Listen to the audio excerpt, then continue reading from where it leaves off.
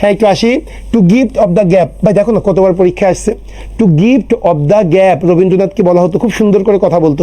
Gift of the gab মানে কি? বাকপটু, বাকপটু, বাকপটু, খুব সুন্দরভাবে কথা বলতো, তাকে বলা হতো two gift of the gap. কেন বলা হতো জানেন? আপনারা কি গোড়া ইয়েটা পড়ছেন, বইটা গোড়া, রবীন্দ্রনাথের গোড়া উপন্যাস? ওই গোড়াকে অ্যাকচুয়ালি রবীন্দ্রনাথ হিসেবে উপস্থাপন করা হয়েছিল, ওই গোড়াই ছিল two gift of the gap. গোড়া উপন্যাস একটা পড়বেন, এগুলো পড়ে না এরা, মজার জিনিস।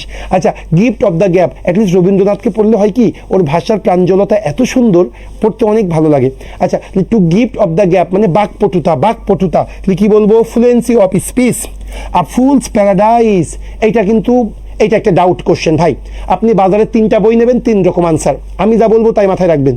আ ফুলস প্যারাডাইস, অনেকে বলে বোকার স্বর্গ। ভাই আমি বলবো মানে বোকা ব্যক্তির বোকা প্রত্যাশা, বোকা ব্যক্তির একটা বোকা ধরনের প্রত্যাশাকে বলা হয় আ ফুলস প্যারাডাইস। একদম মুখস্থ থাকবে, এই হবে answer. False hope for a foolish person, বেশিরভাগ জায়গায় আছে হলো a number, a foolish idea. অনেক জায়গায় আছে বি নাম্বার, ইমাজিনারি আইডিয়া। কোনোটা হবে না, মুখস্থ থাকে যেন। আনসার হবে ডি। তাহলে আ ফুলস প্যারাডাইস, আনসার কি হবে? False hope of a foolish person, একজন বোকা ব্যক্তির মিথ্যা প্রত্যাশা, এটাকে আ ফুলস প্যারাডাইস।